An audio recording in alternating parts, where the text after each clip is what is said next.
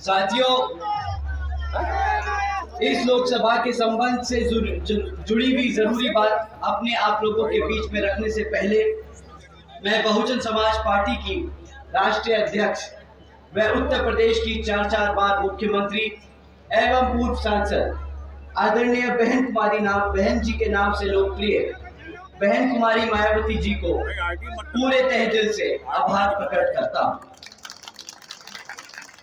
साथियों, जिन्होंने अपनी पूरी जिंदगी बामसेफ, DS4 व BSP के जन्मदाता एवं संस्थापक मान्यवर साहब श्री कांशीराम जी के बताए हुए रास्ते पर चलकर परम पूज्य बाबा साहब डॉक्टर भीमराव अंबेडकर जी के मानवतावादी व आत्मसम्मान एवं स्वाभिमान के मूवमेंट के कारवा को अपने आजीवन त्याग, तपस्या व कड़े संघर्ष के जरिए नई राजनीतिक ऊर्जा, शक्ति व पहचान दी है तथा उत्तर प्रदेश जैसे विशाल व महत्वपूर्ण राज्य में 4 बार अपनी पार्टी BSP के नेतृत्व में सरकार बनाकर खासकर बहुजन समाज के लिए ऐसी मिसाल बन गई है जिससे प्रेरणा लेकर करोड़ों लोग यहाँ सामाजिक परिवर्तन व आर्थिक तरक्की के मिशनरी कार्य से जुड़े हुए।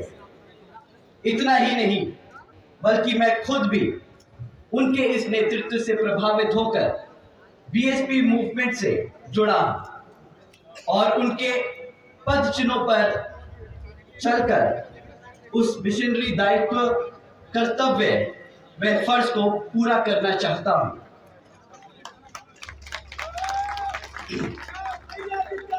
जिसके लिए बहुजन समाज के मसीहा परम पूज्य बाबा साहब डॉक्टर भीमराव अंबेडकर जी आजीवन कड़ा संघर्ष करते रहे। साथियों, साथियों,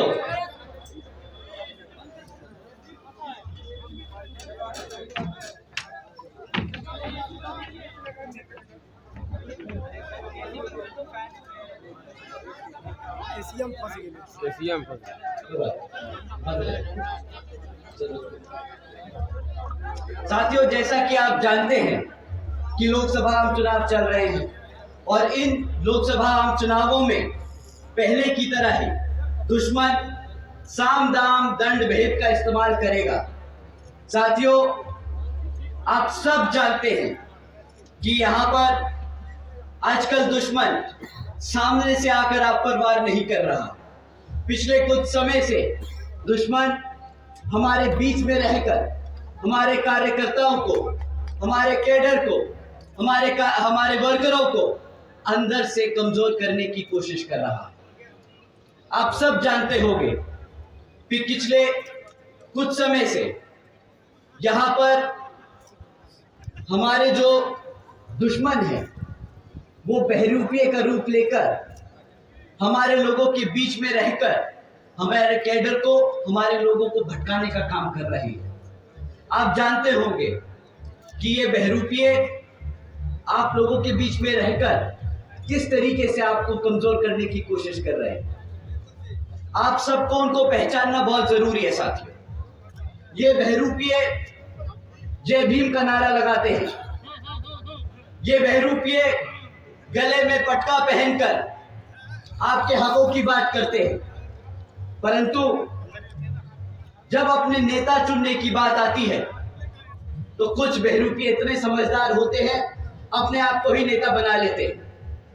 घबराने की बात वहां तक नहीं।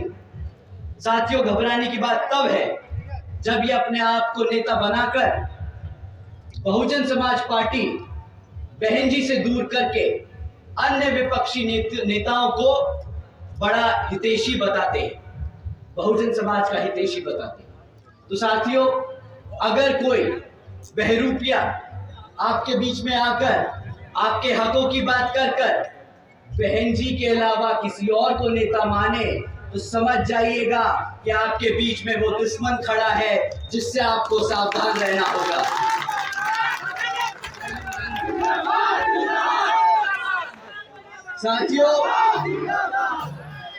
साथियों, ये मैं बहुत जिम्मेदारी से कह रहा हूं और अगर आप लोगों को ये बात सही लगे तो मेरी ये लाइनें खत्म होने के बाद जय भीम के नारे लगाइएगा। साथियों, जो बहन जी के खिलाफ है, वो मान्यवर साहब के खिलाफ है, वो बाबा साहब के खिलाफ है, वो बहुजन समाज के खिलाफ है, वो आपके संविधान के खिलाफ है।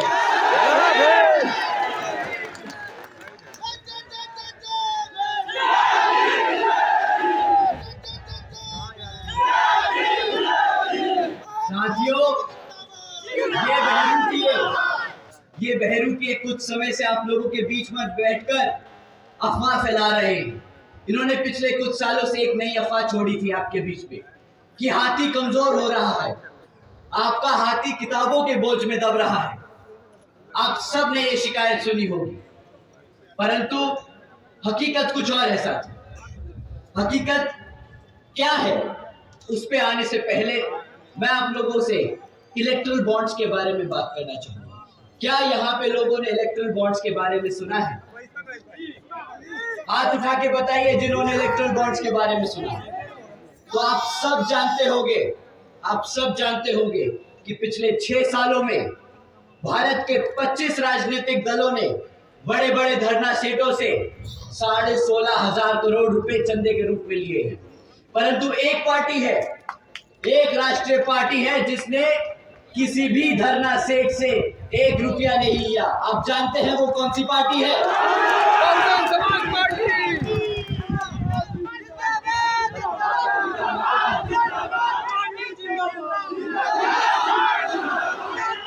साथियों, अगर आप ये जानते हैं, अगर आप ये बखूबी जानते हैं कि बहुजन समाज पार्टी वो पार्टी है जो किसी धरना सेट से 1 रुपया नहीं लेती, तो ये पार्टी चलती किसके धन पे है? ये अपने कार्यकर्ता के तन मन और धन से चलती है। आज तक चलती आई है और आगे भी चलती जाएगी।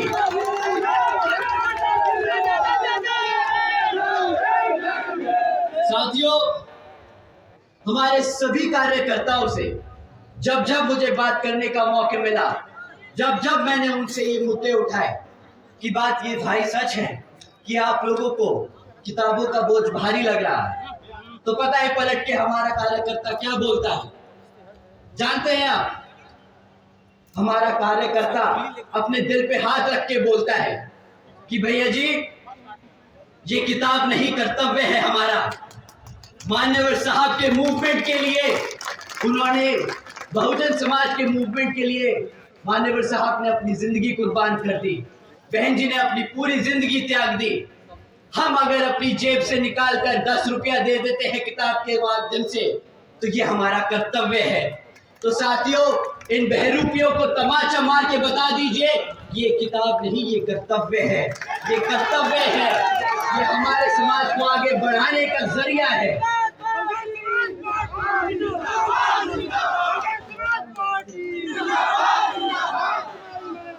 साथियों, आप सब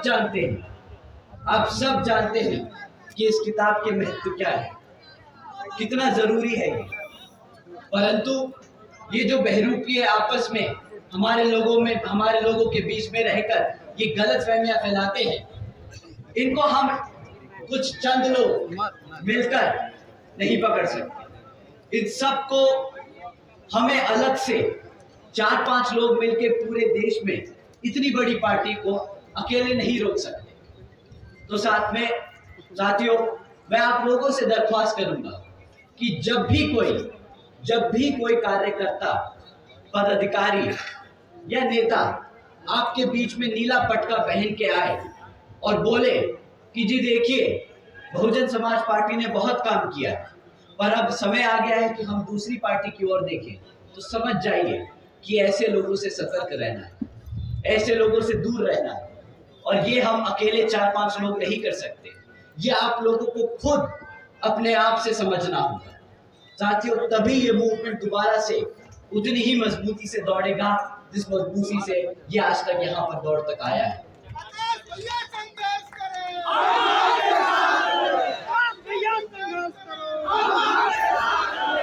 साथियों, जैसा कि आप जानते हैं कि आज अभी हम लोकसभा आम चुनाव के बीच में हैं और हमारी तरह ही बहुजन समाज पार्टी की तरह ही अन्य विपक्षी पार्टियां भी आप लोगों के बीच में आकर आप लोगों से वादा करेंगी, आपसे दरख्वास्त करेगी कि आप उनके लिए वोट डालें।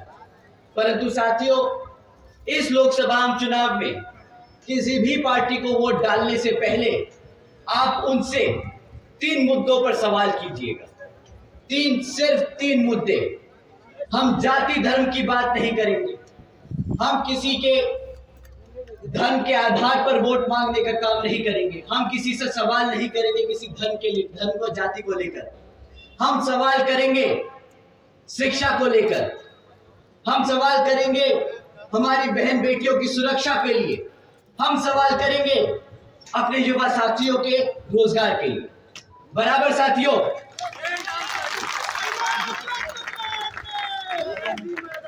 और साथियों ध्यान रखिएगा, जब आप सवाल करें इनसे तो आपको इनसे पिछले 5 से 10 साल का रिकॉर्ड मांगना है। बहुत हो गया ये मैनिफेस्टो का नाटक, बहुत हो गया अगले 5 साल में हम क्या करके दिखाएंगे। ये नाटक, ये झूठ, ये फरेब अब आप बर्दाश्त मत कीजिएगा। अब आप उनसे पूछिए कि पिछले 10 साल से तुम्हें हमने भारत की सरकार में बिठा कर रखा, तुमने हमारे बहुजन समाज के लिए क्या काम करके दिखाया है। अब आपको सवाल ये करना होगा। साथियों, मैं आपसे पहले शिक्षा के बारे में बात करता हूं। आपको जो शिक्षा के बारे में सवाल पूछने, मैं आप लोगों को शिक्षा के ऊपर 3-4 मुद्दे छोड़ के जा रहा हूं। साथियों, आप जानते हैं पिछले 10 सालों में हमारे सरकारी स्कूलों में इतना बुरा हाल हो चुका है कि एक सरकारी सर्वे ने पता करा कि आज की डेट में 8वीं कक्षा के बच्चे से अगर आप गुणा भाग करने को कहो तो वो बेचारा बच्चा गुणा भाग नहीं कर पाएगा। आप उससे बोलो अंग्रेजी में तुम मुझे 2 लाइनें सुनाओ, वो बेचारा 8वीं कक्षा का बच्चा अंग्रेजी की बातें नहीं समझ पाता। एक तरफ प्रधानमंत्री जी, एक तरफ भाजपा सरकार इस भारत को वर्ल्ड इकोनॉमी बनाने की बात करती है और दूसरी तरफ सरकारी स्कूलों में पढ़ रहे हमारे गरीब बच्चे, उनको शिक्षा देने से नकारती है, उन्हें दूर रखती है। साथियों, दूसरी तरफ बोलती है कि हम डिजिटल इंडिया बना रहे हैं। आज डिजिटल इंडिया के नाम पर क्या दिया है भारत सरकार ने, भाजपा की सरकार ने क्या दिया आपको? आप जानते हैं आज 65% से ज्यादा सरकारी स्कूलों में एक कंप्यूटर तक की फैसिलिटी नहीं। अगर हमारे बच्चे को कंप्यूटर चलाना नहीं आएगा तो कहां से वो डिजिटल इंडिया में हिस्सा ले पाएगा? आप ही बताइए, क्या ये बात सही है कि गलत?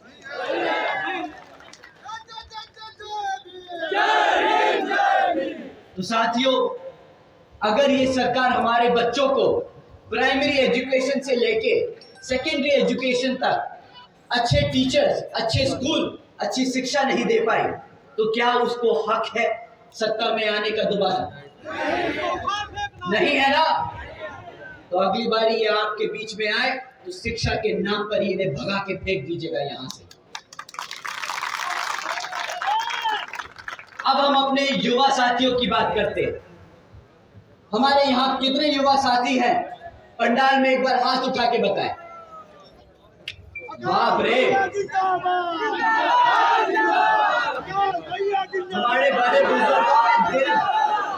हमारे बड़े बुजुर्ग भी दिल से युवा हैं। हम उम्र से पूछ रहे हैं, हमें पता है हमारे बड़े बुजुर्गों का दिल आज भी जवान है, हम आज भी जानते हैं।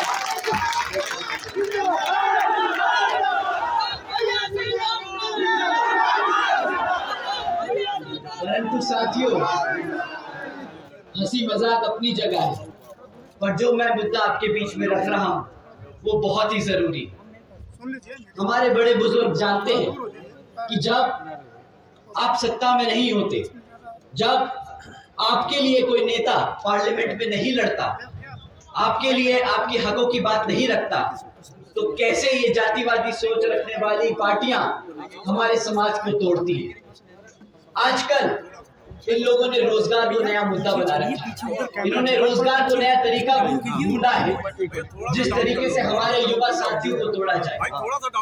क्या आप जानते हैं पिछले 10 साल में भाजपा सरकार ने इतना बुरा हाल कर दिया है, इतना बुरा हाल कर दिया है कि आज 30% युवा बेरोजगार घूम रहा है। 30% युवा बेरोजगार घूम रहा है साथियों। और ये कोई सोची समझी या कोई गलती से नहीं हुआ कि हम रोजगार नहीं दे पाए।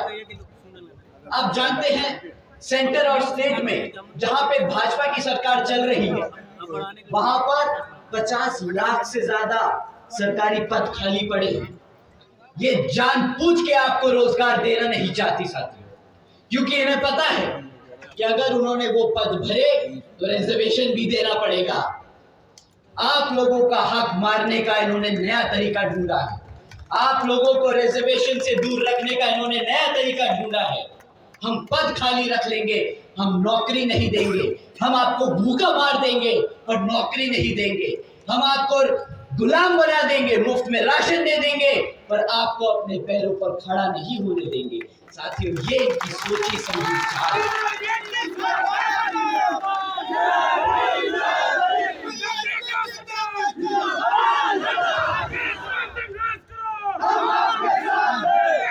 साथियों, अगर आपको 30% का फिगर, 30% का आंकड़ा डरा नहीं रहा है तो मैं आपको एक हेडलाइन पढ़ के सुनाता हूं। 17 लाख से ज्यादा युवा लोगों ने, 17 लाख से ज्यादा युवा साथियों ने मात्र 3500 नौकरियों के लिए अप्लाई किया। एक बारी 3500 नौकरियों का ऑफर आया था, सरकारी ओपनिंग थी, 3500 नौकरियां का ओपनिंग था, उसमें 17 लाख बच्चों ने अप्लाई किया। आप मान सकते हैं कि उन 3500 नौकरियों के लिए 17 लाख बच्चे अगर अप्लाई कर रहे हैं तो बेरोजगारी का स्तर कितना ज्यादा बढ़ चुका है।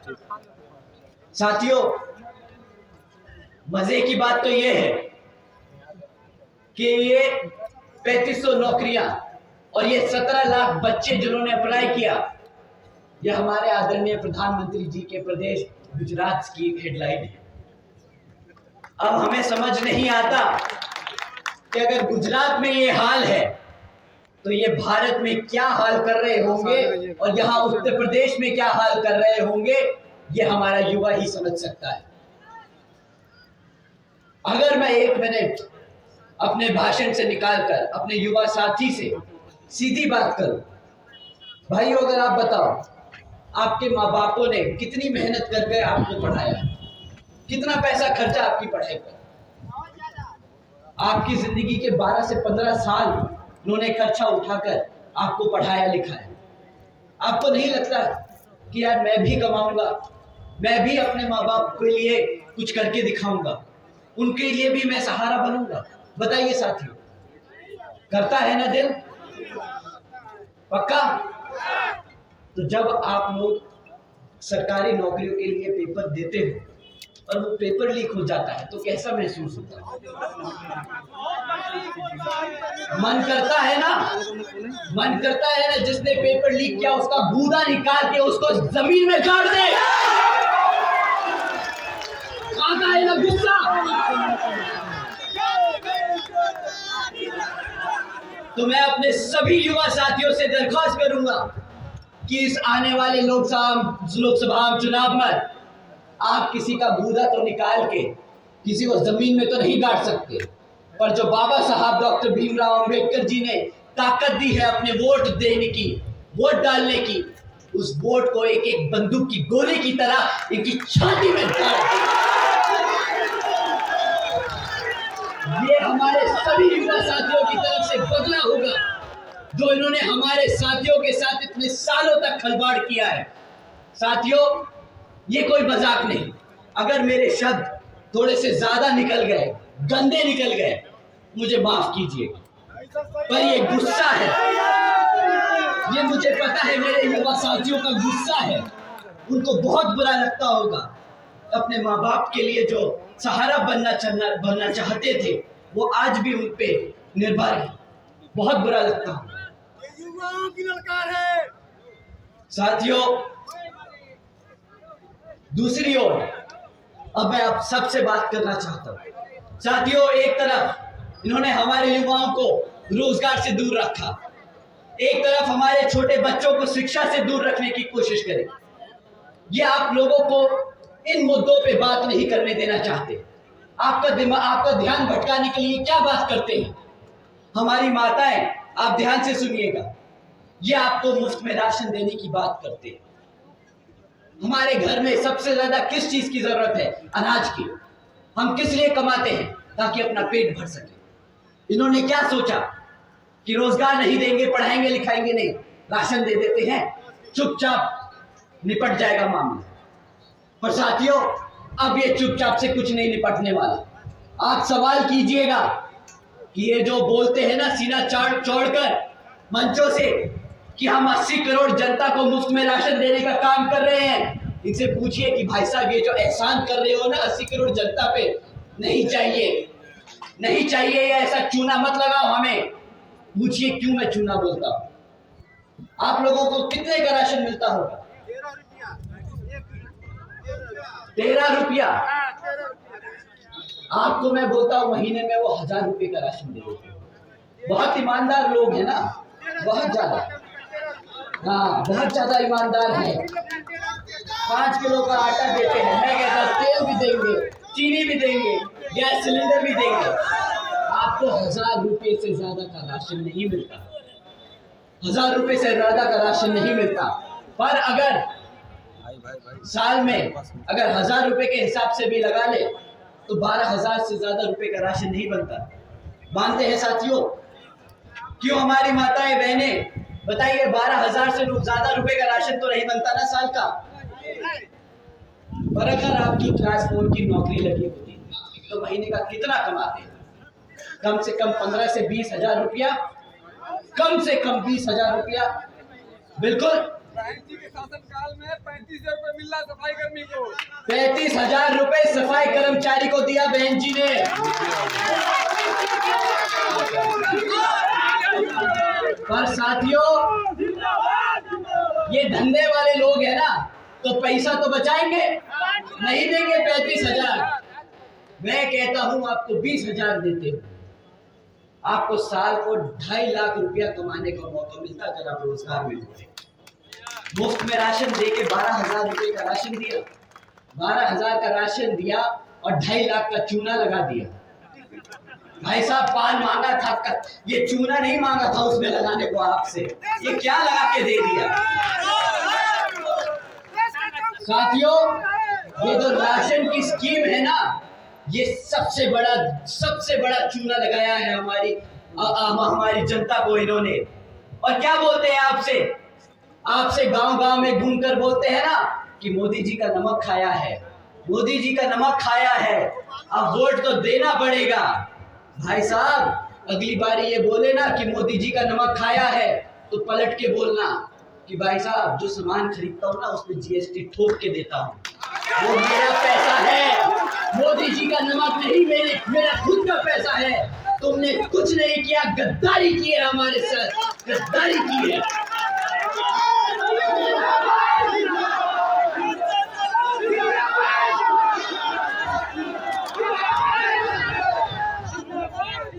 साथियों, अगली बार बोले 80 करोड़ लोगों को रोजगार राशन दिया, बोलना 80 करोड़ का राशन नहीं चाहिए था, साल की 2 करोड़ नौकरी का वादा किया था, वो चाहिए था।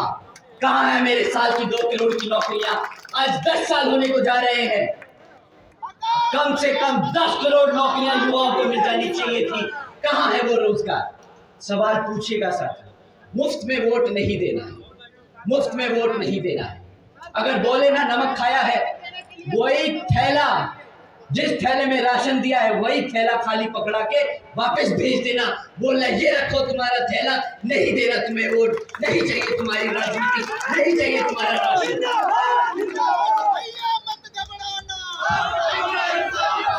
नहीं घबरा रहा मेरे भाई, मुझे पता है तुम मेरे साथ हो, नहीं घबराऊंगा। और वैसे भी कहते हैं ना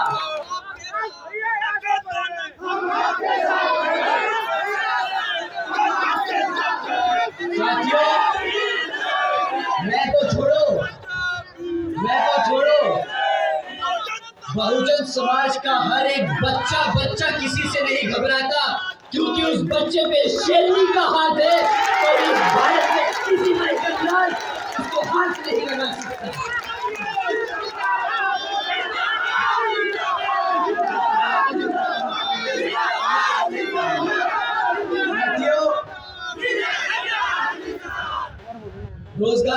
रोजगार के नाम पे बहुत सारे लोग, स्पेशली आदरणीय प्रधानमंत्री जी ने एक बार बयान दिया था कि भाई स्टूडियो के बाहर खड़ा हुआ लड़का अगर पकोड़े बेच रहा है तो वो भी रोजगार है। कहा था कैसे?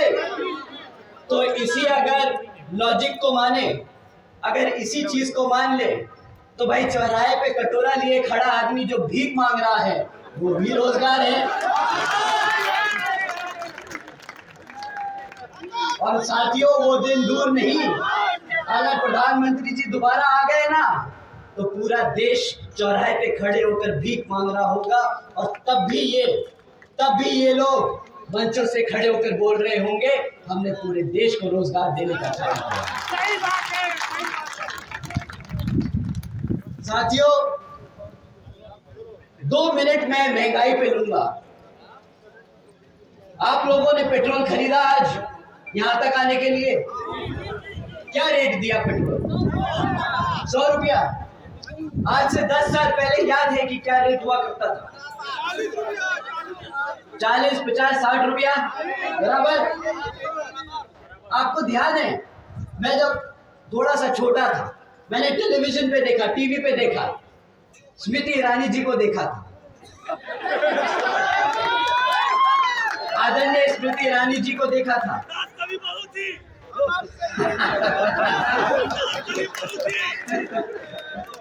उन्होंने हरकतें वैसी ही करी। वो गैस का सिलेंडर लेके सड़क पे खड़ी थी और चिल्ला रही थी कि मेरी बहन बेटियां अपने घर में खाना नहीं पका पा रही क्योंकि गैस का सिलेंडर बहुत महंगा है। पता है, वो एक समय था जब वो खुद गैस का सिलेंडर लिए खड़ी थी। आज जब गैस का सिलेंडर 400 रुपये से बढ़कर 1100 रुपये, 1200 रुपये पहुंच चुका है, तो वो स्टारबक्स की कॉफी पी रही है। उसमें गैस नहीं लगती शायद, तो उन्हें नहीं एहसास हो रहा कि ये महंगाई कितनी चुभती है हमारी बहन बेटियों को। अब वो महंगाई की बात नहीं करेंगे, अब वो बात करेंगे राम मंदिर की। अब उस पे भी पूछ लेते हैं, राम मंदिर भाजपा ने बनवाया? नहीं ना, सुप्रीम कोर्ट ने ऑर्डर दिया था राम मंदिर के। अच्छा, ये बात बताइए, राम मंदिर को बनाने के लिए पैसा किसने दिया? भाजपा ने?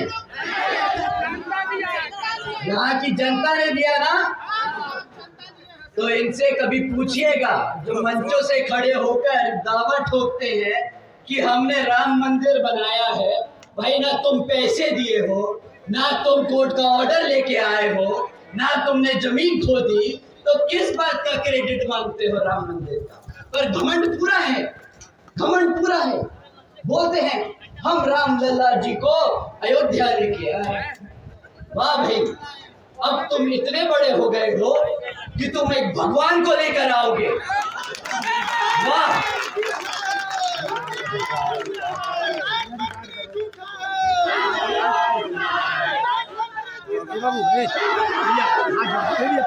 भाई साहब, मैं मन से नहीं बोल सकता। क्या बोला आपने?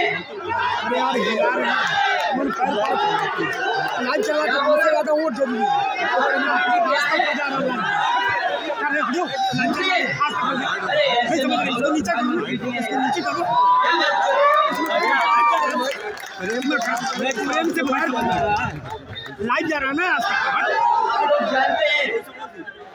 आप लोग जानते हैं अभी उन्होंने अपने भाषण में हमें बोला, हमें क्या, उन्होंने बोला जो भी लोग बुलडोजर की सरकार को नाम ले रहे हैं, प्रधानमंत्री जी ने बोला कि योगी जी की सरकार को जो लोग बुलडोजर की सरकार से बदनाम कर रहे हैं, उन लोगों को अपनी आंखें खोलनी चाहिए और देखना चाहिए कि किस तरह योगी जी ने यहाँ उत्तर प्रदेश में कितना उद्योग पैदा किया है, उद्योग पैदा किया है। हमने आंखें खोली, उनके भाषण सुनने के बाद हमें लगा हम ही गलत थे शायद। हम इतनी सारी न्यूज़ पढ़ रहे थे, हम अपने लोगों से मिल रहे थे, पूछ रहे थे बेटा क्या कर रहे हो आजकल, बोले भैया फ्री राशन का इकट्ठा कर रहे हैं पैसे। पर ठीक है, मोदी जी ने कहा तो हमने आंखें खोली और पढ़ा, अपनी आंखें खोल के देखा तो पता चला पिछले 1 साल में यहाँ उत्तर प्रदेश में अकेले ही 65,000 से ज्यादा हमारी बहन बेटियों पर अत्याचार के केस दर्ज हुए। वाह मोदी जी। हमने सोचा कि शायद एक चीज होगी जो खराब हो गई, मे भी दूसरी चीज सही हो। हमने फिर और ढूंढा कि भाई कुछ तो सही किया होगा। फिर देखा कि पिछले 1 साल में 400 से ज्यादा किसान भाइयों ने आत्महत्या कर ली। इनकी गलत नीतियां नहीं होंगी, उनकी मजबूरी नहीं होंगी, कोई बात नहीं। बुलडोजर की सरकार नहीं है, अपनी बहन बेटियों पर अत्याचार करने की सरकार हो, किसानों को मारने की सरकार हो शायद। फिर एक और आंखें खोली, दोबारा से देखा कि कहीं कुछ और तो नहीं रह गया मेरे से।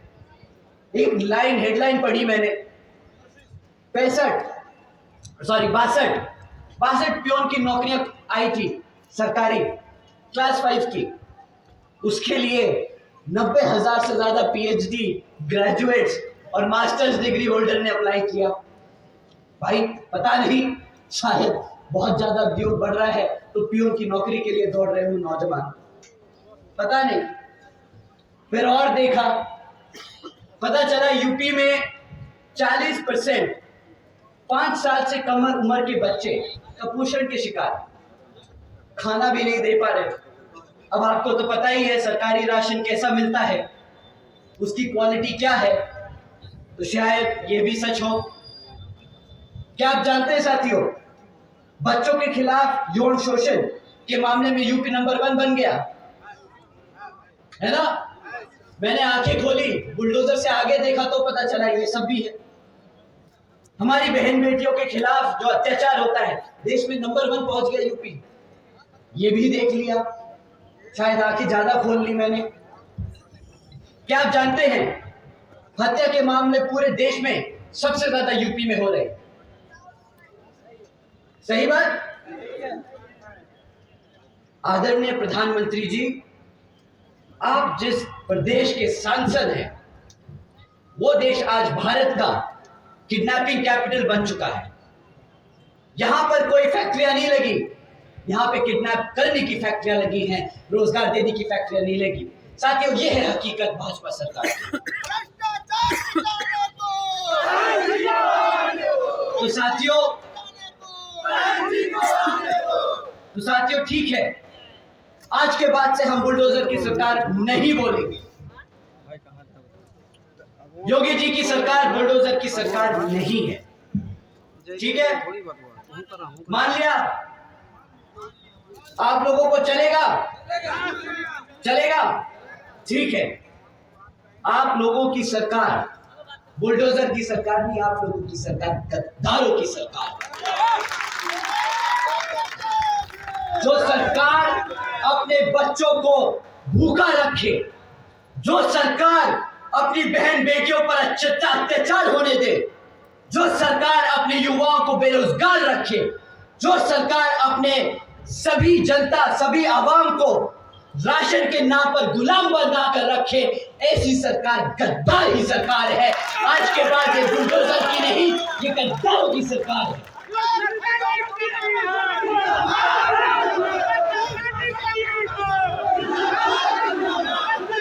साथियों,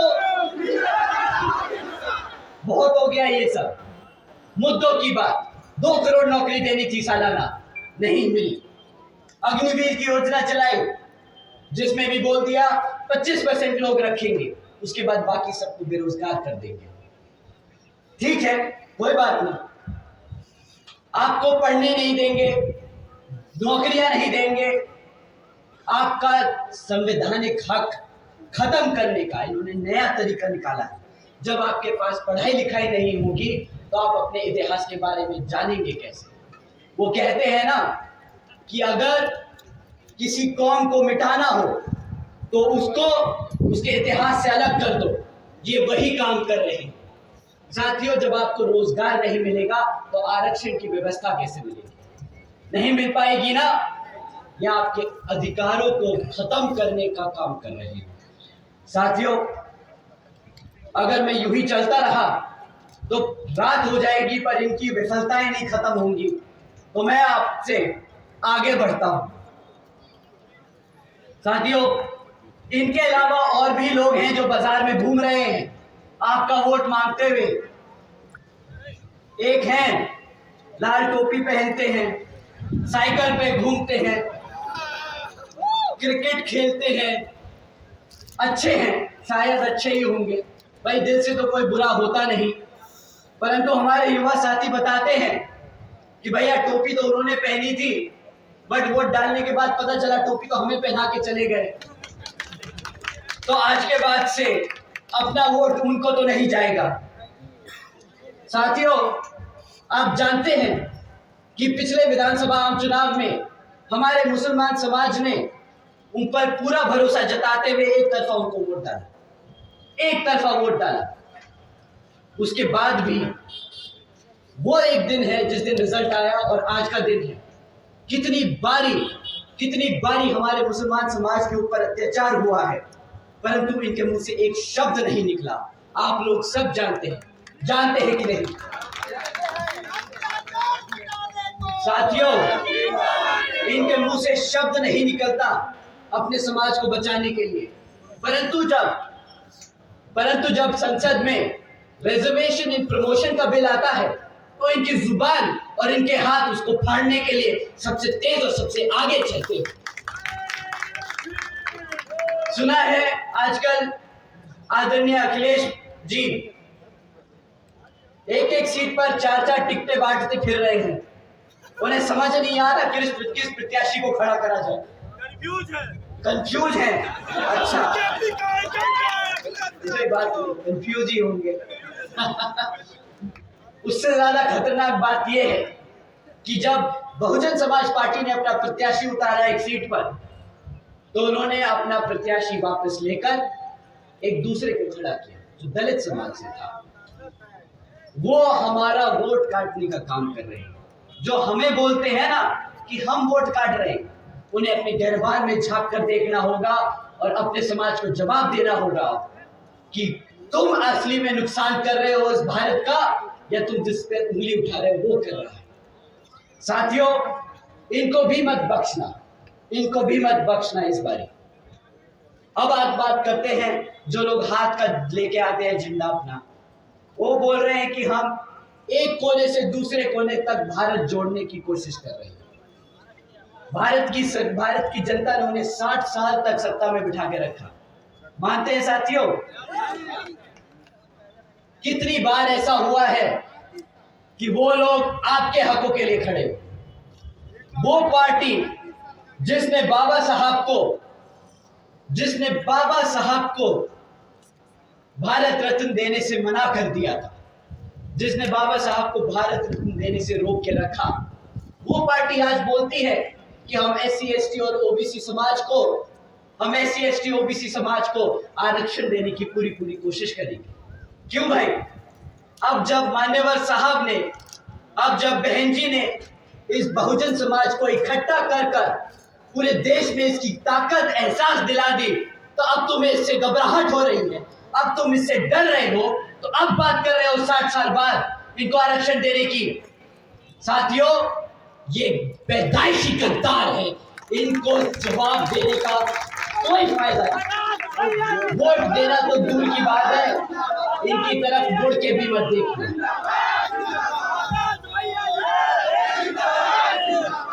साथियों,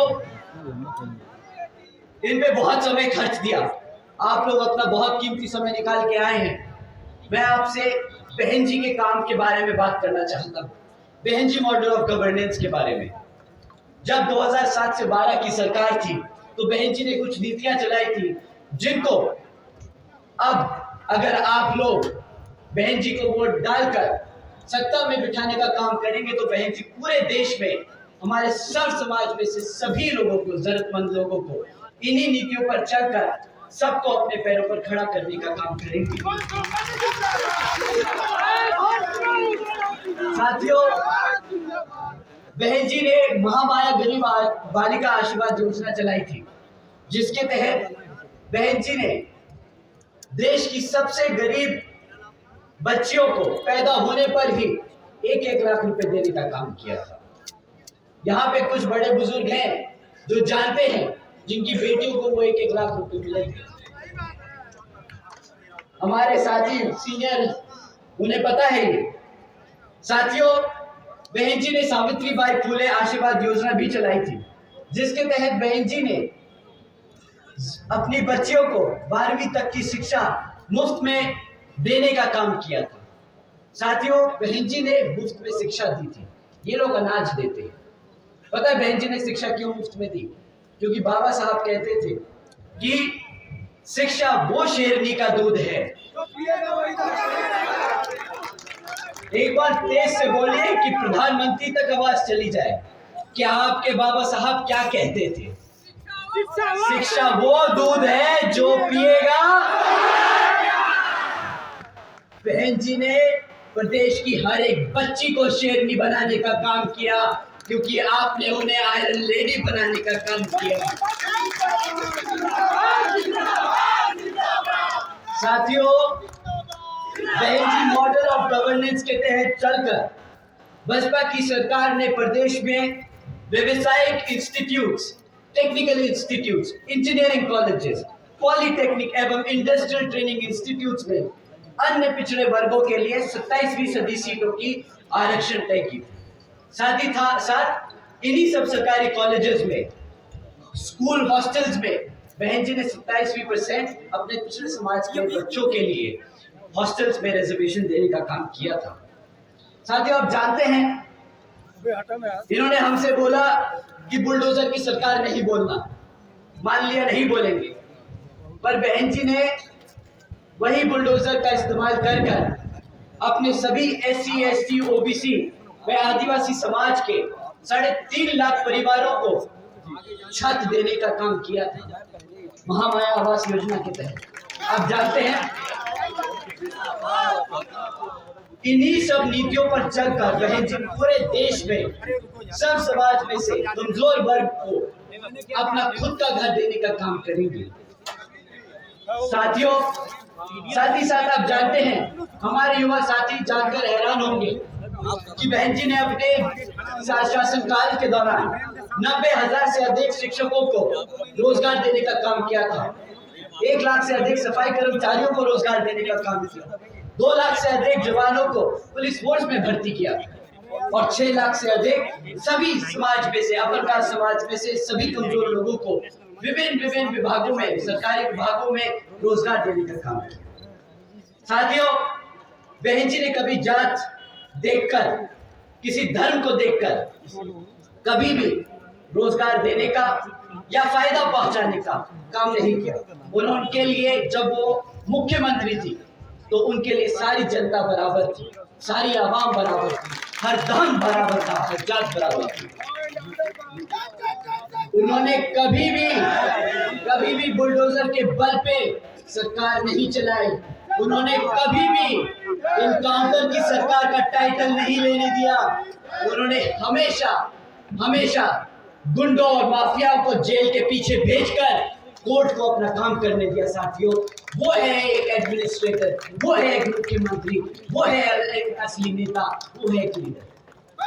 साथियों, आप लोगों का और ज्यादा समय न लेते हुए आज हम जो यहाँ आप लोगों के बीच में आए हैं, बहन जी की तरफ से और मैं अपने आप से, आप सभी से अपील करता हूँ कि आने वाले लोकसभा चुनाव में आप सभी हाथी के निशान वाले बटन के सामने, हाथी के निशान के सामने वाला बटन दबाकर आप यहाँ पर बसपा के प्रत्याशी को जिताने का काम करें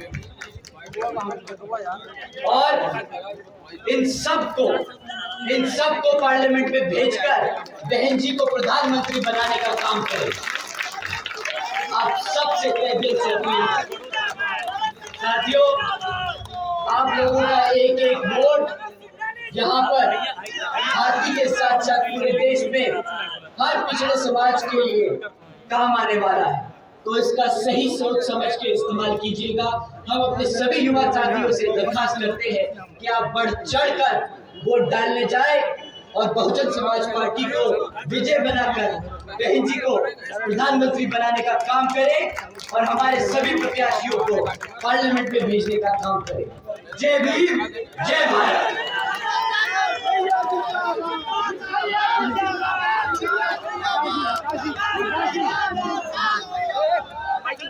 हम लोग जाओ लेकिन